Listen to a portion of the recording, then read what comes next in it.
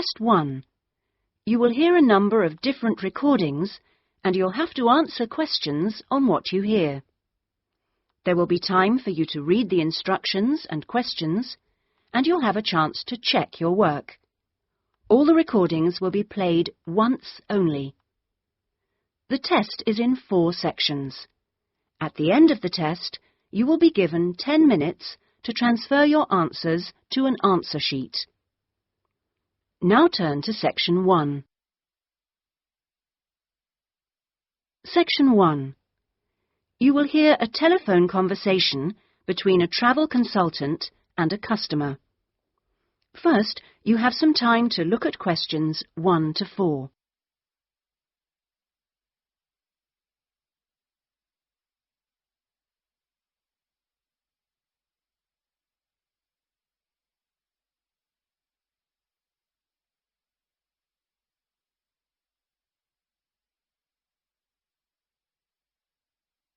You will see that there is an example which has been done for you. On this occasion only, the conversation relating to this will be played first. Good afternoon, Dreamtime Travel. How can I help you? Oh, hello. I'm interested in the holidays you offer along the coast near here. Yes, we operate several tours up the coast. Where in particular did you want to go? Well, I like the sound of the holiday that mentioned whales. Was it whale watching? Oh, that's our whale watch experience. It's very popular, and it's based in a lovely little town with nice beaches. The holiday is called Whale Watch Experience, so Whale Watch Experience has been written on the form. Now we shall begin. You should answer the questions as you listen because you will not hear the recording a second time. Listen carefully and answer questions 1 to 4. Good afternoon, Dreamtime Travel. How can I help you? Oh, hello. I'm interested in the holidays you offer along the coast near here. Yes, we operate several tours up the coast. Where in particular did you want to go? Well, I like the sound of the holiday that mentioned whales. Was it whale watching? Oh, that's our whale watch experience. It's very popular, and it's based in a lovely little town with nice beaches. Oh, right. And how long does it last? It's 2 days. That includes 4 hours travel time each way from here. Good. I don't want to be away any longer than that. So, is that by coach? Actually, it's by minibus. We like to keep those tours small and personal, so we don't take a whole coachload of people. In fact, we only take up to 15 people on this tour, although we do run it with just 12 or 13. Oh, right. So, do you run these tours often? Well, it depends on the time of year. Of course, in peak times, like the summer holidays, we do them every weekend, but at the moment, it's usually once a month at most. And when is the next one going? Let me see. There's one in 3 weeks' time, which is April the 18th, and then we don't have another one until June the 2nd. All right. And is April a good time to go? Pretty good, though the really good time is later in the year. I have to say, though, that the whale sighting is only one of the many things offered. Really? Yes, the hotel itself where you stay has great facilities. It's called the Palisades. The Paris what? No, it's actually the Palisades. Pallilsades. It's right on the main beach there. Oh, I see. All of the rooms have nice views, and the food is really good there too. Oh, right. Before you hear the rest of the conversation, you have some time to look at questions 5 to 10.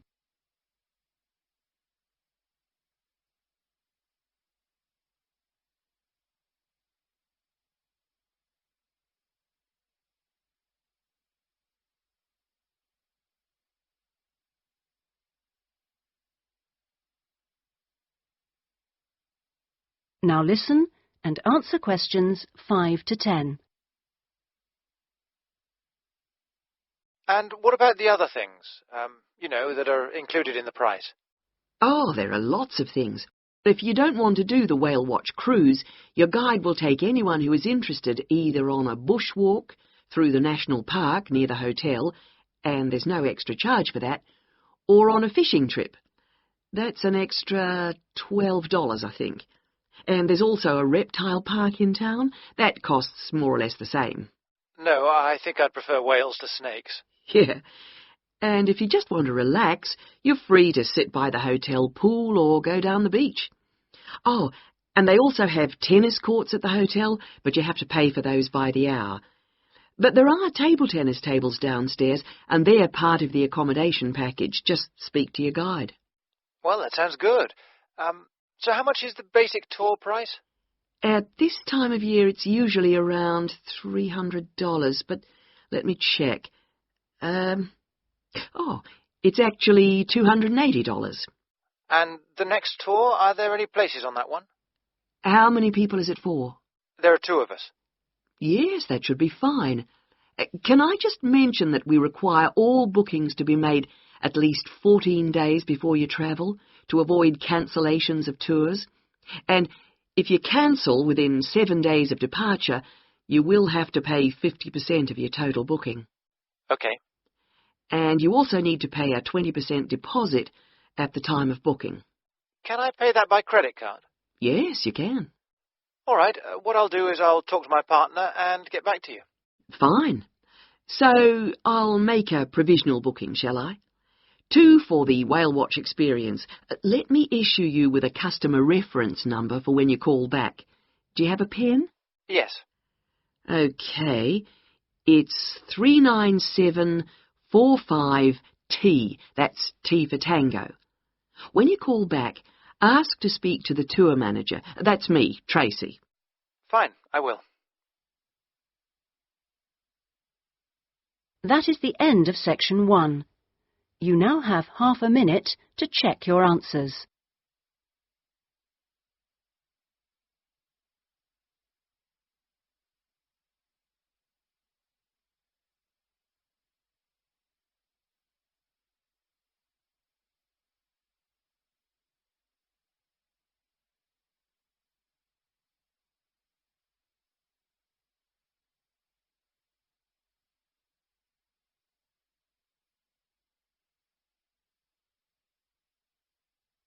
Now turn to section 2.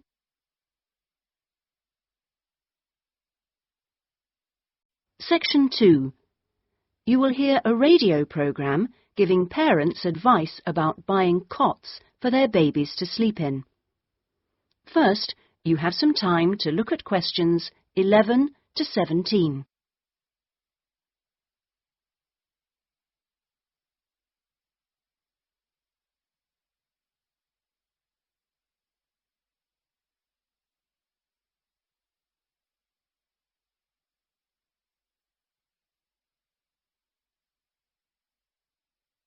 Now listen carefully and answer questions 11 to 17.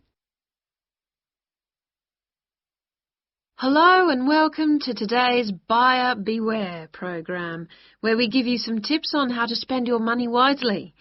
Now, in today's show, we're looking at beds for children and babies. Let's start by looking at baby cots.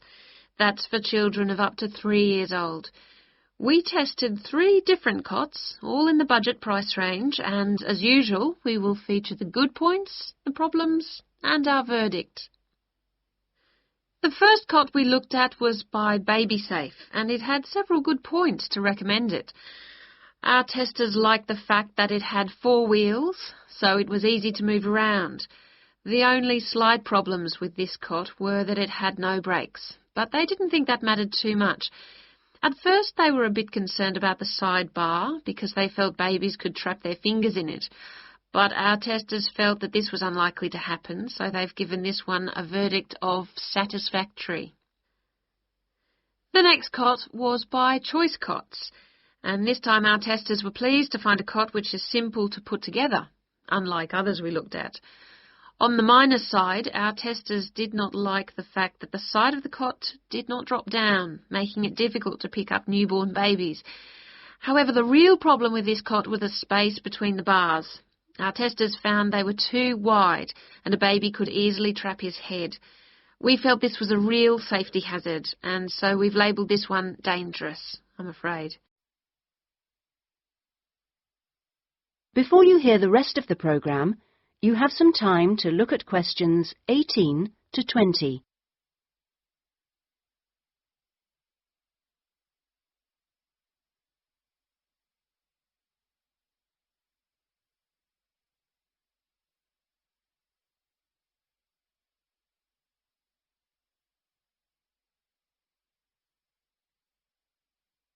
Now listen and answer questions 18 to 20. And finally, better news for the Mother's Choice cot. This cot was slightly different in that although the sidebar did not drop down, the base could be raised or lowered into two different positions, making it safe as well as convenient. The negatives for this one were quite minor. The only niggle everyone had was the fact that it has no wheels, and the only other problem anyone could find was that there were pictures, which were simply stuck on and so could easily become detached. The makers have now promised to discontinue this practice. As this cot will then be safe in every way, we have made the Mother's Choice cot our best buy. Congratulations, Mother's Choice. So what features should you look for in a baby's cot? Well, obviously, safety is a very important factor, as well as comfort and convenience. We recommend that if you are buying a cot, do make sure that any metal present is not rusted or bent in any way. You should ensure your cot has only rounded or smooth edging without any sharp edges. This is especially important for wooden cots. And now, on to beds for toddlers. That is the end of section 2. You now have half a minute to check your answers.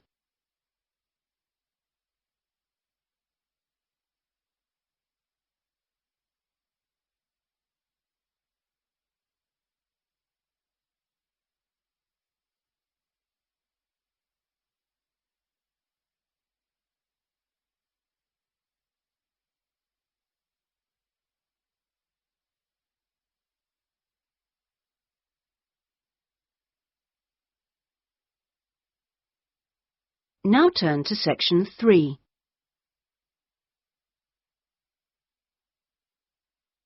Section 3.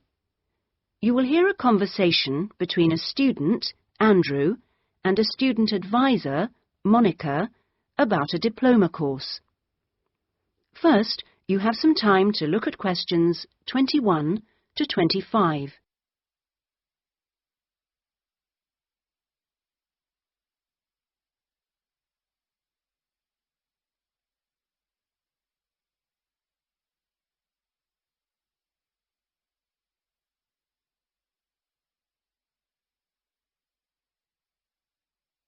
Now listen carefully and answer questions 21 to 25.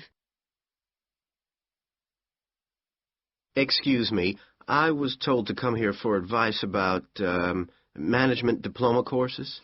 You've certainly come to the right place. Hi, my name is Monica. Nice to meet you. My name is Andrew Harris.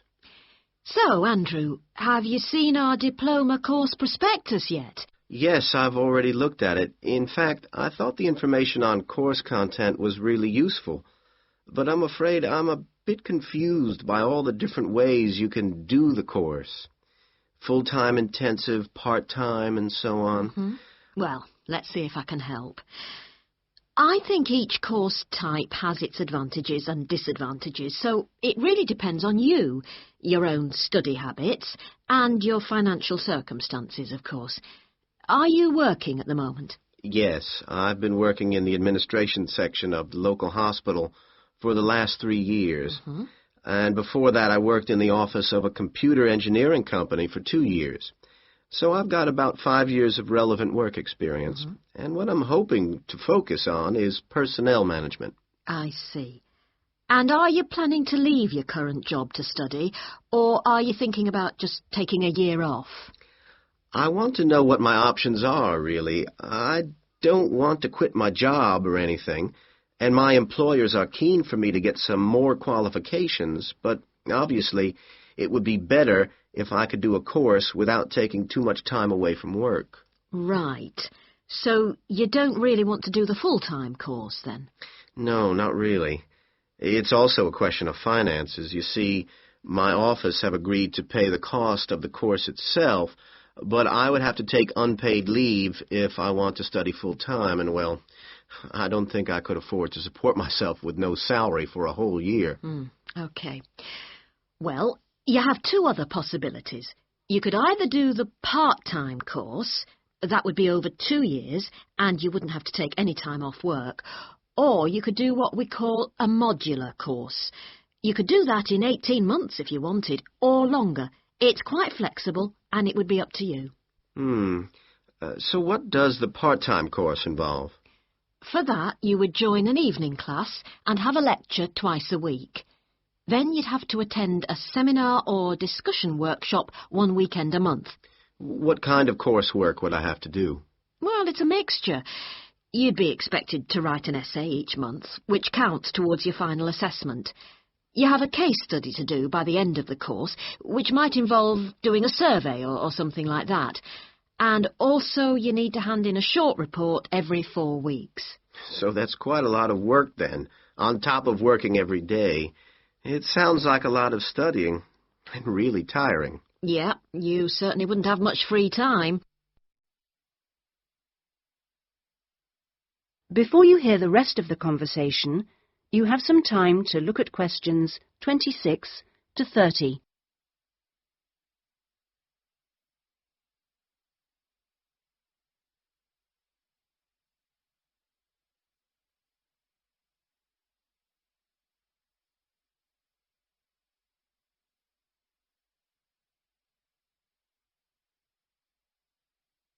Now listen and answer questions 26 to 30. What about the modular course? What would I have to do for that? Well, that's where you get the opportunity to study full-time for short periods. That way you can cover a lot of coursework and attend lectures and seminars during the day. And each module lasts for 1 term, say about 12 weeks at a time. There are obvious advantages in this. The main one being that you can study in a much more intensive way, which suits some people much better. And how many of these modules would I have to do to get the diploma? The current programme is 2 modules, and then you have to choose a topic to work in more depth. But you can base that on your job, and so you don't need to be away from the office. And how long it takes is up to you. The important thing is that you don't have to study and work. You can focus on one thing at a time. Yes, I can see that. It certainly sounds attractive. It would be more expensive, though. I mean, I'd have to support myself without pay for each module. That's true, so that might be a problem for you. Look, why don't you talk this over with your employers and then come back? That is the end of section 3. You now have half a minute to check your answers.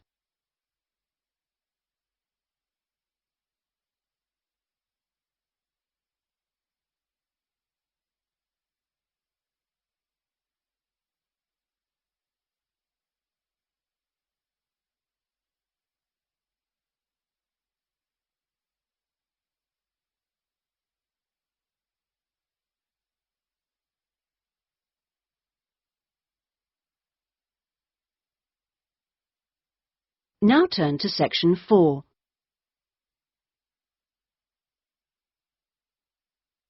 Section 4.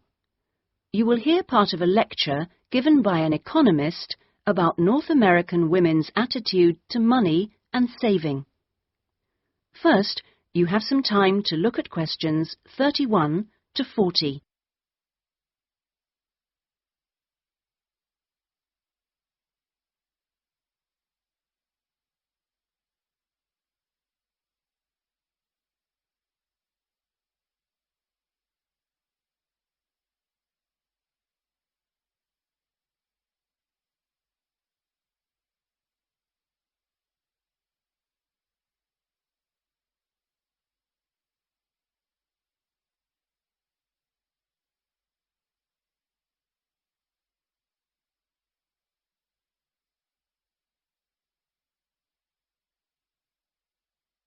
Now listen carefully and answer questions 31 to 40.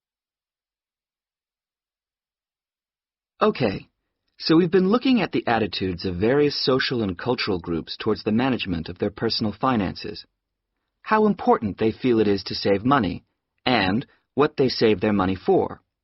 One aspect that we haven't yet considered is gender. So if we consider gender issues, we're basically asking whether men and women have different attitudes towards saving money, and whether they save money for different things. Back in 1928, the British writer George Bernard Shaw wrote in his Intelligent Women's Guide to Socialism and Capitalism that a man is supposed to understand politics, economics, and finance, and is therefore unwilling to accept essential instruction. He also said, a woman, having fewer pretensions, is far more willing to learn. Now, though these days people might question a lot of the assumptions contained in those statements, recent research does suggest that there are some quite fundamental differences between men and women in their attitudes to economic matters. Let's look at what men and women actually save for. Research studies of women in North America have found that women are far more likely to save for their children's education, and they are also more likely to save up in order to buy a house one day. The same studies have found that men, on the other hand, tend to save for a car, which, by the way, takes a surprisingly large amount of the household budget in North America. But the other main priority for men when saving money is their retirement. When they're earning, they're far more likely to put money aside for their old age than women are. Now, this is rather disturbing, because, in fact, the need for women to save for their old age is far greater than for men. Let's consider this for a moment. To start with, it is a fact that throughout the world, women are likely to live many years longer than men, so they need money to support them during this time. Since women are likely to be the ones left without a partner in old age, they may therefore have to pay for nursing care, because they don't have a spouse to look after them. Furthermore, the high divorce rates in North America are creating a poverty cycle for women. It is the divorced women who will most often have to look after the children, and thus they need more money to look after not just themselves, but others.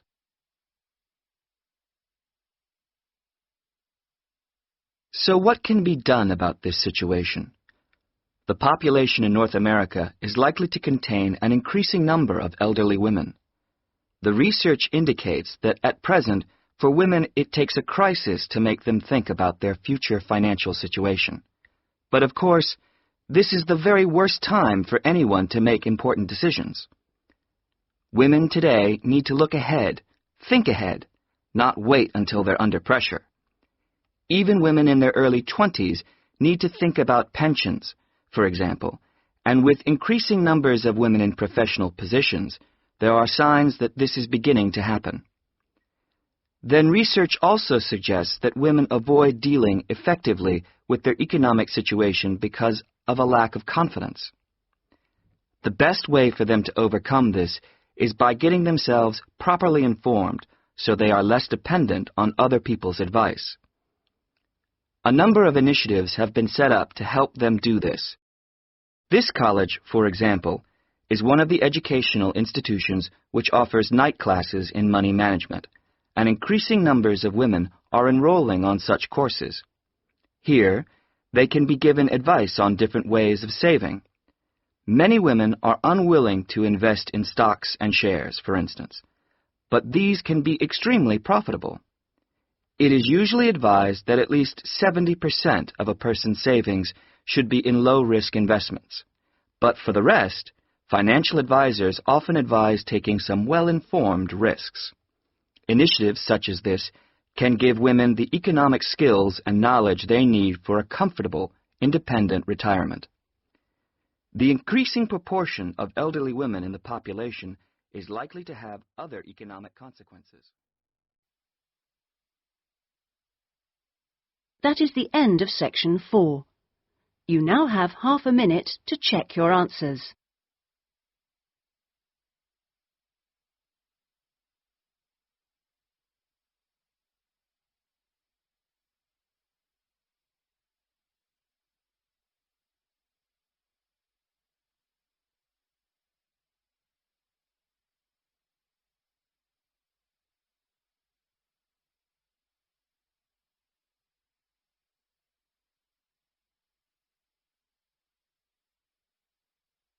That is the end of the listening test.